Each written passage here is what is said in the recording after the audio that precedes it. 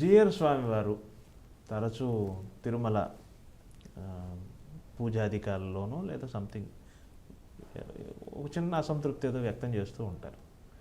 అది ఏమిటి వారు ఎందువల్ల? ఓ సందర్భంలో ఆయన తిరుమల వరకు వచ్చి కూడా దర్శించుకోకుండా వెనక్కి వెళ్ళిపోయారు. అది అధికారుల యొక్క ఈ అహంకారం అజ్ఞానం వల్ల స్వామివారికి జరిగే అపచారాల మీద చిన్నజీయర్ స్వామివారు కూడా కాస్త అసంతృప్తిగా ఉన్నారు. అది ఎత్తి చూపారు చాలాసార్లు.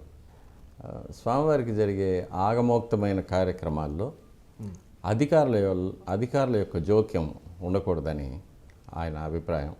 నా అభిప్రాయం కూడా అదే. దాని మీదే నేను ప్రతిరోజు ఒక మహాభారత యుద్ధమే సాగిస్తూ ఉంటాను. కానీ ఈ రాక్షసత్వం యొక్క బలం ఎక్కువగా ఉండడం వల్ల ఏం చేయలేకపోతున్నాం. కానీ స్వామివారి అనుగ్రహం ఉంది. తప్పకుండా ఆగమ శాస్త్ర ప్రకారంగా స్వామివారి కైంకర్యాలు జరిపిస్తామనే నమ్మకం ఉంది.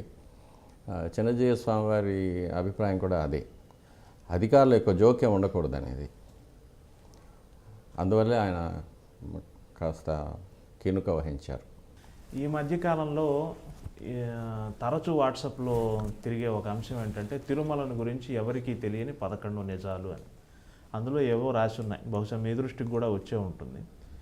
ఈ కార్యక్రమం మూలకంగా దాని మీద మీ స్పందన తెలియజేయండి సార్. ఇది ఒక దురదృష్టకరమైన విషయం. ఎందుకంటే స్వామివారి దేవాలయాన్ని గురించి ఏదేదో మూఢనమ్మకాలు. ఎందుకంటే దీనికి కారణం ఏంటంటే ప్రతి భక్తుడికి స్వామివారి దర్శనం కొన్ని క్షణాలే లభిస్తూ ఉంటుంది రద్దీ వల్ల. అది కాకుండా కొన్ని గంటల సేపు క్యూ వరుసల్లో నిలబడి లోపలికి వచ్చి స్వామివారి దర్శనం చేసుకోగానే వాళ్లకు బయట వెళ్ళిపోవాల్సిన అవసరం ఉంటుంది. వెళ్ళిపోతారు. కాబట్టి వాళ్ళకి నిలిచి స్వామివారిని ఆపాదమస్తకం పాదాల నుంచి శిరస్సు వరకు తృప్తిగా దర్శించుకోవడానికి కానీ, గర్భాలయం ఎలా ఉంటుంది, గర్భాలయంలో మిగిలిన దేవతామూర్తులు ఎవరెవరు ఉంటారు, వారి లక్షణాలు ఏంటి, వారి అలంకారాలు ఏంటి, దాని గురించి తెలుసుకోవడం కానీ, లేక ఆలయంలో వివిధ మంటపాలు వివిధమైన అంగాలు ఎన్నో ఉంటాయి ఆగమ శాస్త్ర ప్రకారంగా. అవన్నీ కూడా ఎక్కడెక్కడ ఉన్నాయి ఏంటి ఏమనేది తెలుసుకోవడానికి వాళ్ళకు అవకాశము లేదు. వాళ్ళకి చెప్పడానికి కూడా అక్కడ ఎవరు దొరకరు. ఎందుకంటే ఆలయ సిబ్బంది ఎవ్వరికీ కూడా ఈ అవగాహన లేదు. అందరూ కూడా ఏదో స్వార్థ చింతనతో అక్కడ ఉద్యోగాలు చేస్తున్నారే కానీ స్వామివారిని గురించో స్వామివారి ఆలయం యొక్క చరిత్ర కానీ లక్షణాల గురించి కానీ తెలుసుకోవడానికి ఎవరు ప్రయత్నం చేయలేదు. చిన్న సిబ్బంది నుంచి పెద్ద అధికారి వరకు కూడా. కాబట్టి ఎవరో చెప్పిన దాన్ని కూడా నమ్మి ప్రజలు ఏదేదో వాళ్ళు అపోహలతో ఉంటారు. నేను చెప్పవలసింది ఏంటంటే స్వామివారి దేవాలయం పూర్తిగా ప్రతి శిల, ప్రతి రాయి, ప్రతి స్తంభం, ప్రతి కుడ్యం, ప్రతి గోపురం, ప్రతి మంటపం ఇవన్నీ కూడా వైఖానస ఆగమ శాస్త్రంలో మరీచి మహర్షి చెప్పిన ఆలయ వాస్తు శిల్పశాస్త్రం విమానార్చన కల్పం అనే గ్రంథం ఆధారంగా నిర్మించబడింది. ఇందులో వేరే ఎటువంటి వేరు పద్ధతులు కానీ లేక వేరు సాంప్రదాయాలు కానీ ఎక్కడా మనకు కనిపించదు.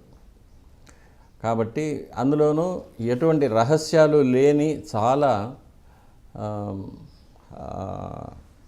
సింపుల్ స్ట్రక్చర్ తిరుమల దేవాలయం. విస్తీర్ణంలో కూడా చాలా చిన్నది మిగిలిన దేవాలయాల్లో పోలిస్తే. ఇక్కడ ఉన్న పూర్తి ముఖ్యత్వం స్వామివారి యొక్క అనుగ్రహం, స్వామివారి దర్శనం, ఇవి తప్ప దేవాలయంలో వేరే ఎటువంటి భౌతికమైన రహస్యాలు ఏమీ లేవు. పారభౌతికమైన రహస్యాలు కొల్లలుగా ఉన్నాయి. ఎన్నో ప్రదేశాల్లో ఎన్నో విశేషాలు ఉన్నాయి, ఎన్నో నిక్షిప్తాలు ఉన్నాయి, ఎన్నో శక్తులు ఉన్నాయి.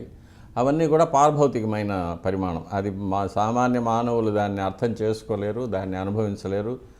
వాటిని గురించి అసలు అవగాహన కూడా చెప్పడానికి కూడా ఎవరు లేరు. చాలా కొద్దిమందికే ఆ విషయాలు తెలుసు. కాబట్టి స్వామివారికి వైఖానస ఆగమ శాస్త్ర ప్రకారంగానే ఆరాధనలన్నీ జరుగుతూ ఉంటాయి. దాని ప్రకారమే ప్రతి కార్యక్రమం నిర్వర్తించబడుతూ ఉంటుంది. కాబట్టి ఇందులో ఎటువంటి రహస్యాలు లేవు, ఎటువంటి విపరీతాలు కానీ అటువంటివి కానీ ఏమీ లేవు. ఇంకొకటి ఏమంటే స్వామివారి మూల విరాట్టును బంగారు వాకి లోపలికి కెమెరా వెళ్ళడము, స్వామివారిని ఫోటో తీయడం కానీ వీడియో తీయడం కానీ ఇంతవరకు ఎప్పటికీ జరగలేదు, ఇక మీద జరగదు కూడా. అటువంటి అవకాశం ఎవరికి దొరకదు. కాబట్టి మనకు వాట్సాప్లో వచ్చే స్వామివారికి జరిగే హారతులు కానీ, స్వామివారికి జరిగే అభిషేకాలు ఇవన్నీ కూడా కృత్రిమంగా వేరే సెట్లలో కానీ, కృత్రిమంగా నిర్మించబడిన దేవాలయాల్లో కానీ, లేక వేరు వెంకటేశ్వర స్వామివారి దేవాలయాల్లో, వేరు ఊర్లలో జరిగే దేవాలయాల్లో కానీ చిత్రీకరించబడిందే కానీ స్వామివారి తిరుమల శ్రీవారి దేవాలయంలో జరిగింది కాదు.